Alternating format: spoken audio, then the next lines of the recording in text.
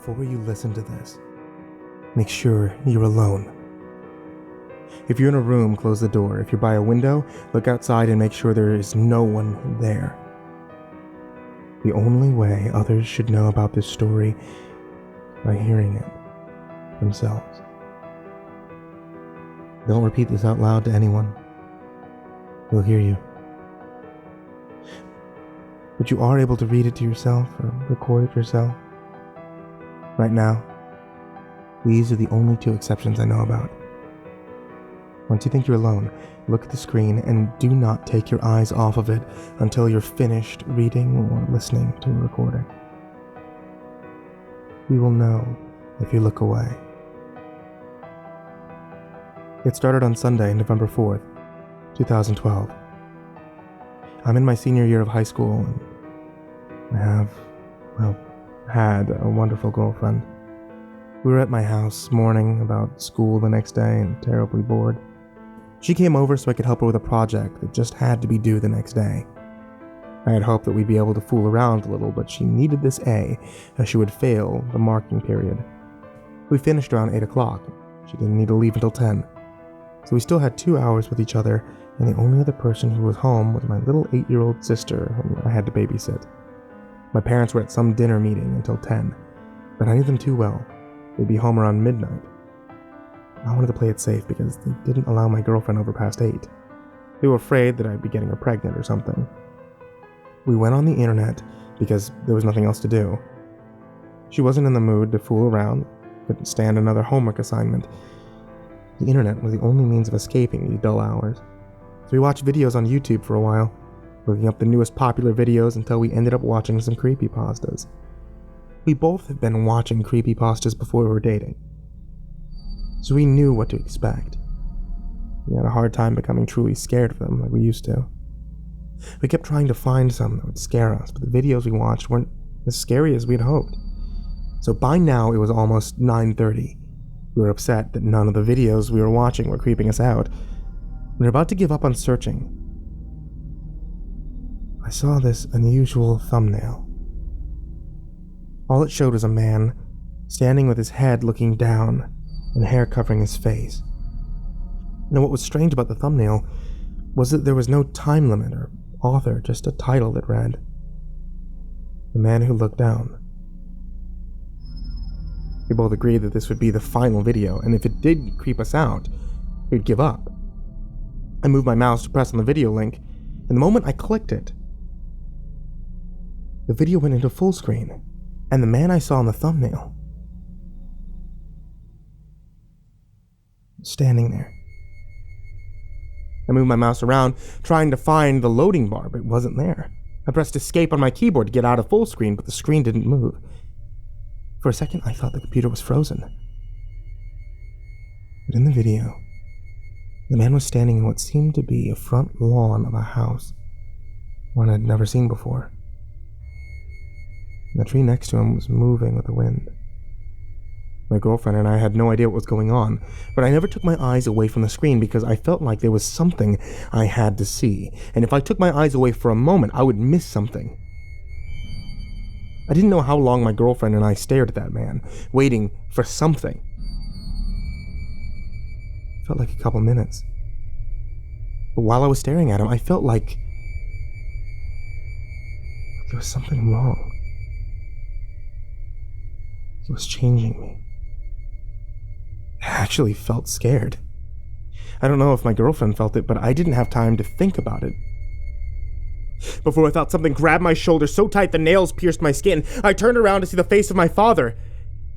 He opened his mouth to say something, but was interrupted by my girlfriend's ear-shattering scream. I writhed back around, almost screamed myself. The man had looked up, and he must have run closer to the screen because all I could see was his face now, staring at me. The hair was out of the way to show his disgusting, disfigured face. His nose was torn on the left nostril, allowing people to look inside of the hole into his head. His mouth was open, larger than any normal human could bear. Part of his cheek was missing with a hole about the size of a large fist. He had no tongue, no top rows of teeth, only a bottom row of dark, chipped teeth that had been long since taken care of. But the part of his face that will never leave my mind was his eyes. They were half red, half white eyes. The half-white parts had red veins protruding out of them, while the red sides had white veins protruding. There was no sound, just him staring through the screen for a couple of seconds before my computer turned itself off. I looked at the clock, and it was 12:30. It was impossible. I was thinking it felt like 5 minutes. I looked back at my father, who also saw the face and seemed a little shocked himself. Pulled himself together and told my girlfriend to leave. She left without saying goodbye. My father then gave me a talk about disobeying and other shit, but most of the time I wasn't listening. I was too busy thinking about that man. He seemed to have moved the moment I looked away, which I couldn't understand how that could happen. It was also the fact that we started watching at 9:30 and had been interrupted at 12:30. We had been watching the man for 3 hours straight without looking away or blinking. As my dad was finished, I had to sleep. I wanted to talk to my girlfriend about the video, what happened. I woke up the next morning, something was out of the ordinary. It looked like a black smudge on my lawn. I looked again, it was gone. Shook it out of my mind, thinking it was just some stray cat, maybe a raccoon.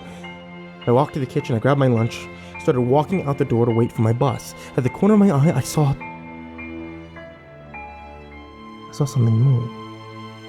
I turned quickly and ended up staring out of my kitchen window. I walked slowly towards it to look outside. When I reached the window, I looked around my lawn slowly, taking in as much detail as I could see. There was nothing there. I was starting to get scared until I heard the school bus stop outside. I ran out the door and raced to the bus. Once I reached it, I almost collided with the door. The driver opened it, and I walked into the shuttle. I sat down quickly and stared at my seat window. Everything was normal. I remembered as I was running toward the bus, I had that feeling of being chased. I felt like I was literally running for my life.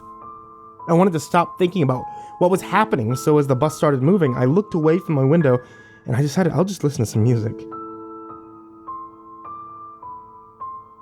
But just as my head shifted out of the corner of my eye, I saw it. Something moved again. I looked back at my house just in time to see that man. A man standing on my lawn before the bus moved him out of my vision. His hair covering his face. As he looked down, I didn't know what to do. Should I call the police? The man didn't do anything, not yet. He was just scaring me, but now, how did he find me? Did I know him? I needed to talk to someone about this, my girlfriend. I arrived at school and I waited till second period to talk to her. It was our only study hall together. And when second period arrived, she didn't show up. I asked her friends where she was. They said that she never showed up. I assumed she must have been sick. I just visited her after school. Her house wasn't that far away. This wasn't like her. Her project, the one we worked on last night, was due today. And if she was sick, she would have texted me, or maybe her friends. The moment the last school bell rang, I sprinted to her house. I knocked on the door. There was no response. I slammed on the door loud enough for the neighbors to hear me. Still no response. Even if she wasn't home, at least her mom would have been there after school. I tried to turn the knob, and surprisingly, it was unlocked. I opened the door slowly, and I yelled in to see if anyone was home. No response. I yelled that I was coming in. I guess I didn't expect a response. I also didn't receive one. I walked into the darkness. All the lights were off. I felt the walls for the nearest light switch, and I turned it on. The room was illuminated for a couple of seconds before the light bulbs burst. I'm still not sure about what I saw in those short seconds, but I thought there was a quick glimpse of a woman in the doorway to the kitchen. I found some curtains covering a window, and I opened them. The room was now filled with sunlight. I looked towards the kitchen door, and it was empty. I didn't go in. I didn't feel like I needed to yet. I went upstairs to my girlfriend's room instead. I opened the door to her room, and I stopped. I was hit by some unexplainable, horrible stench. My eyes burned. Once my eyes were able to dilate, I saw her. In him. My girlfriend was on the floor kneeling, looking directly at the man. Almost every inch of her body was sliced open, bloody. I just stood there, horrified at what I was witnessing. It seemed like an eternity of staring at that man and my girlfriend before she finally spoke. All she was able to say to me was, "I'm sorry." Then she turned around and looked at me, and her eyes, dear God, her eyes, they were sliced down the middle of each, making one half red and the other white.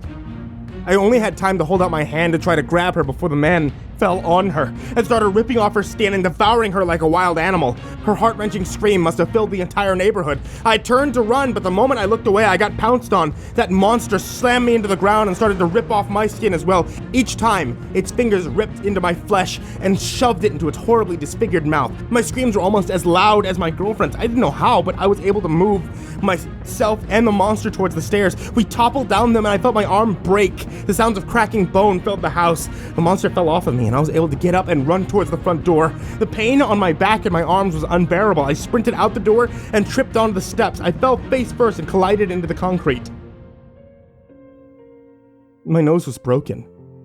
Skin on my face was almost completely torn off. I could see through one eye as the other was covered in blood. It was standing in the doorway. It was looking at me. I was unable to move. I was in so much pain. I wanted to die. I was sure that monster was going to kill me, but of course that didn't happen because I wouldn't be writing this, right? It just looked at me for a couple more seconds before finally saying 3 unforgettable words. "Don't look down." And then I blacked out. I woke up in a hospital 3 days later. So my nurse told me. I was still in horrible pain. Medicine helped to ease it a little. I've never saw my back since then. I'm sure the monster tore the skin off. So it was nothing but bone. Police came to me to ask me questions about what happened. Tried to tell them everything, but as I continued to tell the story, it seemed more and more unbelievable. They thought I was crazy. They stopped the search for my girlfriend's killer days later because of unreliable evidence. The day they stopped the search was also the day I had gotten the news. My father had gone off-road and crashed into some forest.